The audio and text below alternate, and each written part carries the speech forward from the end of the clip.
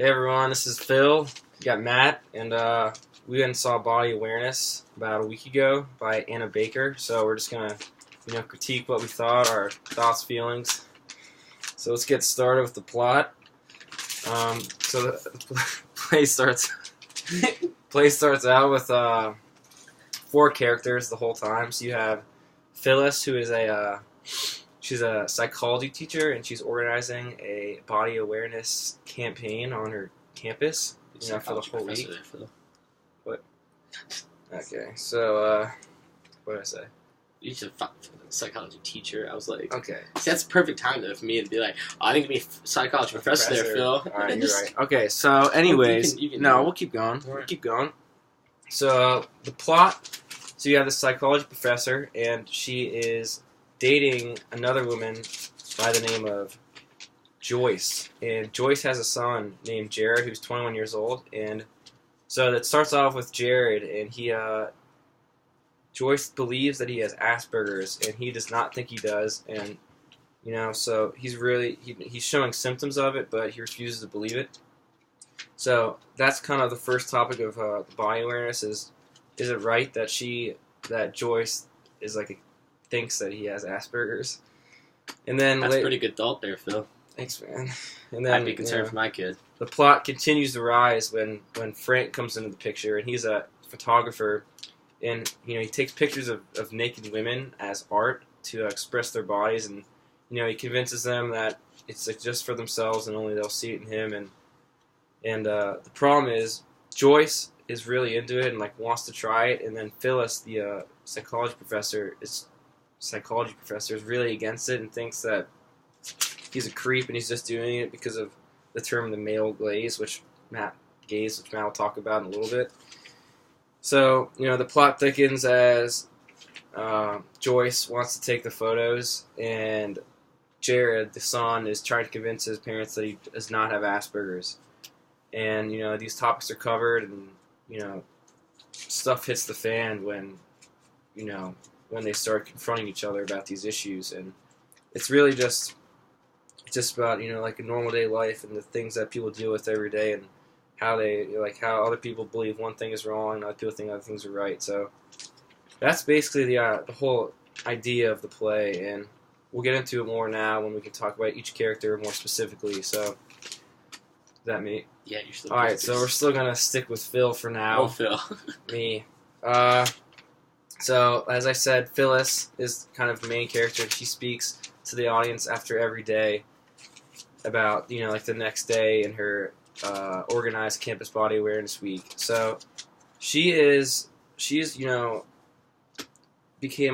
lesbian now, and, I guess at some point in her life switched because she used to like men, and meets Joyce, and Phyllis and Joyce have a great life, and they have this one kid together. And Phyllis is really. Well, hold the phone there, Phil. I think Joyce already had the kid before meeting Phyllis. That is correct. So, Matt, if you want to take over on Joyce then, so we can switch to the next character. Which character? Joyce. Alright, well, going there, Joyce is the obviously the mother of Jared, and Jared's the one in question here throughout most of the play, having his, what she thinks is Asperger's for him, and, he's kind of throughout the play you see him starting out not handling it very well. I mean, which kid would handle, learning that, their parent thinks they have Asperger's. And don't think they do. Yeah, just I'd be a little mad myself. And so that's the whole play. Is them going back and forth on that. And then, like Phil mentioned, Phyllis is the psychology professor setting up everything. She's the one who carries out the day-to-day operations, and then they go on to doing their, they're acting and talking and interacting with one another. And then Frank is the is Frank right? Frank? Yeah, it's Frank. Frank is the male photographer and the male. Thanks, Phil. And the male creep, as Phyllis likes to keep calling him. But and then Joyce thinks he's a pretty much stand-up guy who just thinks the pictures are beautiful, and he's doing women a favor. A favor, showing what the natural. What some might say. That's up to speculation. Yeah. But and so doing women a favor by showing just the natural body and its purest form. not like having a model requirement or anything like that. So it's seen as empowering women on Joyce's end, but obviously not Phil's end. So, we touch on Jared enough, you think, the son? I mean, Jared's... I mean, he's just... You can tell, like, the symptoms, he gets really upset pretty easily, and like I said before, like, he has a dictionary in his hand at all times, like, he's really smart and, like, knows a bunch of words, but you can tell socially that something's off, because he gets really mad. He carries on a toothbrush with him everywhere he goes, and, like, he gets really upset if he doesn't have it on him. So, obviously, there were signs of it, but, I mean, the whole time he's trying to convince his mom, like, that he doesn't have it by saying, like, he can show emotion, he understands people's feelings, because that's the big symptom that they talk about, is how, like, he doesn't, like, he tells his mom to, like, kill herself and threatens her, and, like, when she's crying, he, like, doesn't feel bad at all, so those are the main symptoms, I think. I believe the term is not having empathy. That would be what they focus on a lot. That's a good point. All right, so that's kind of the plot and the characters, and now we're going to get more in depth with the theme and, like, the body awareness topics that are covered throughout the play. So if you want to talk about that, So as we know, like, the name of this play is Body Awareness. So the overall and that can be seen several different ways. The actual what they main focus on 4 spectrums and topics of discussion is what they were talking about them. That's eating disorders, autism spectrum disorder, intersectional feminism, and the male gaze. So each of these they touch on through different, how the characters interact with one another, the settings that they're in, and kind of goes along with, like, seeing how basically how the themes come into play with the plot and the characters. So starting off, like we said, I've mentioned Jared, who is the one in question for Asperger's.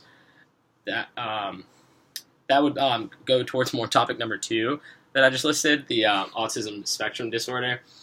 And like Phil mentioned, that Jared is really, like, throughout the entire play. I'm going to tell you, I haven't met someone with Asperger's or no one in my family, but I'd like to say he has it from just what I've witnessed from this play. Yeah. But of course, no one wants to see that, and so he has violent outbursts. Like, really loud, always yelling at his parents. Anytime they even mention Asperger's to him, he just gets in a fury. Yeah, he reads the definitions of it and Yeah, tries to describe how he doesn't have those.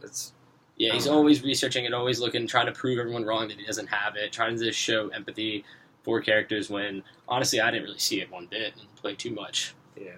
But at the end, he admits that he thinks he has it.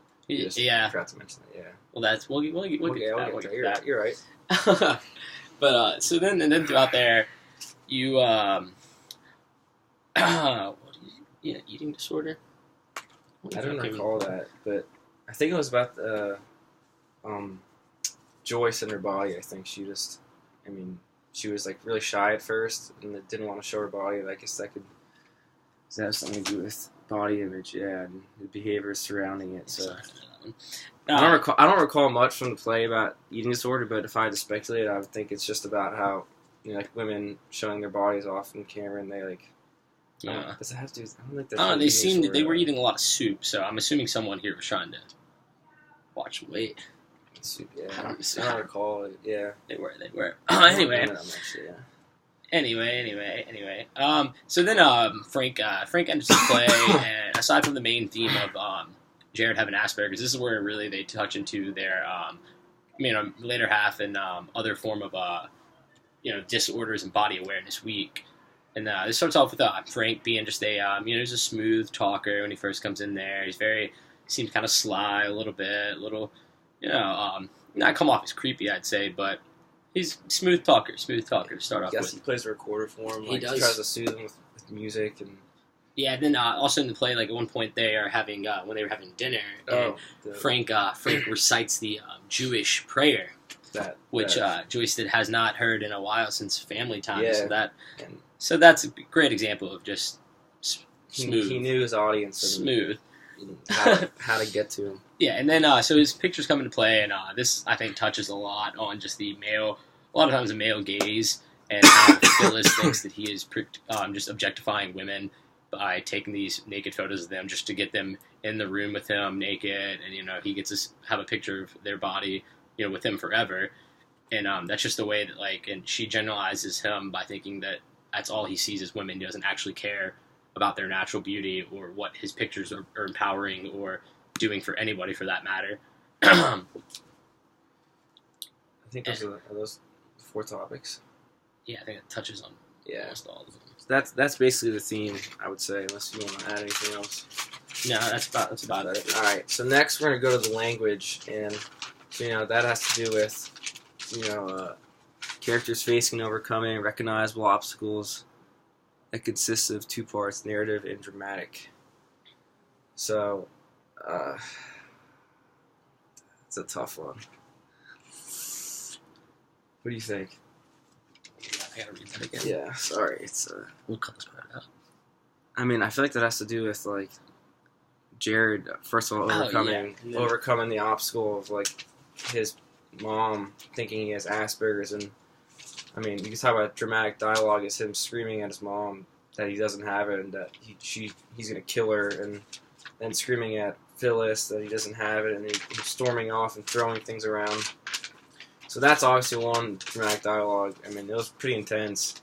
And then you have Phyllis and Joyce arguing with one another in bed, I remember one evening, and, like, they're screaming at each other because Joyce is going to take the photos, and Phyllis gets, like, jealous and doesn't trust this Frank guy, and so that's kind of when the characters are, I don't know, like, they're fighting with each other, there's obstacles in life. Yeah, and Phyllis and Frank are really, like, back and forth at each other, like, anytime Frank has something to say, Phyllis always has a condescending response or remark towards him. There's more passive-aggressive, less yelling, but, like, you can tell Phyllis does not approve of Frank. But that's not as much as, like, yelling and dramatic as it is with Jared and Joyce. And then besides that, I think what consists of narrative and dramatic. I mean, a narrative. Yeah.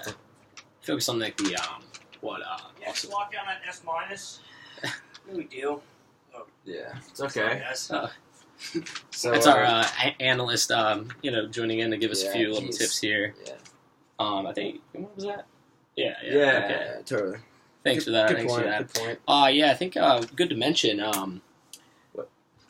the spectacle of the play. He forgot that we almost mentioned that. So thank you to our analyst. Everything that is seen or heard on stage. If you want to, you got this one. Oh, I got this. Okay, so if you want to start with everything seen, just on the whole stage, you have a bed that stays there the entire play. You have a kitchen with a fridge, a table, and some food, and then you have, like, a little dresser in the back with some books on it, and that stays there the whole time, and, like, nothing is moved in and out. But the lighting has done a really good job because, like, when they're not near the bed during that scene, like, it's pitch black on that side, and the only light on is in the room. So it really, like, it makes you feel like you're in 2 different rooms at once, but, like, there's only, like, a few things on stage. So that has to do with kind of the sets. The costumes are, Phyllis actually is, like, really, she has a nice jacket that she wears when she's talking to the crowd and, like, planning the body awareness week, but then when she's not talking to the crowd, the jacket's off, and it's, like, a more casual look when she's just around the house. And then you have Jared, who I believe is wearing the same thing. He's just got, like, jeans on, a sweatshirt. I believe he changed once. Yeah. Just your typical 21-year-old kind of. When he gets pushed in the lake. Yeah. For showing his privates. So, Frank is now wearing, you could tell he's, like, a kind of a traveler. He's got, like, a button-down on and khakis, and he rolls up the sleeves every now and then. He's got, like, I think, like, a leather jacket on. Yeah, he's wearing a scarf, too. Seen wearing a scarf. And carrying around a recorder. Yeah, exactly. Clear indications of a traveler, I would, that's what I would assume. Yeah. Well. Assume this guy, he's been places. He's been seen things. Oh, what else? Actor sets, costumes, lights, sound. Now the sound, the only really music throughout the play, I guess that's the next topic, but for sound-wise, I mean, like I said, there's a lot of yelling. Like, the lights will get darker as, like, it's nighttime. I mean, there was really no music in the like, special effects. I think it was really all just, like, talking. Yeah, but for the, I would say for the music of the play, though, would be just how they, like, each scene would start off with, it's silent, address the crowd, everyone wait, and then while Phyllis addresses the audience, and then after that, it is just basically a lot of, not a lot of give and take kind of style, but it's like, one who is trying to be calm and then yell, calm and then yell. So it's really, like, heightened levels, like, going back and forth, which I would say would be, like, the rhythm of the play and how it goes throughout the entire time. Because there's not really many actual conversations throughout the whole thing and dialogue that is just peaceful back and forth. There's always some sort of someone's issue. upset, Yeah. somebody's been mad, and then upset, mad. It's a lot of back and forth. That's why I think there's never really like an established mood because like it's so back and forth. Like I don't know. I mean, at the dinner table one time when they all say the Jewish prayer, like I guess you could like. But even then, Phyllis was being That's condescending. That's very true. So, but like the rhythm pace, as you said, you already covered that. I mean, you think that's everything? Yeah. So yeah, that's our takes on body awareness. As I said before, I really enjoyed it, and like it was pretty serious, but there also was a few there was comic relief in it throughout it. Like, Jared had some pretty funny lines, Frank as well. So overall, I really enjoyed it, and I think they did a great job. Is that all you got? I think that's all the concluding remarks I got from here. All right. Well, thanks for listening. And Phil, see you in class. See you tomorrow in class. Woo!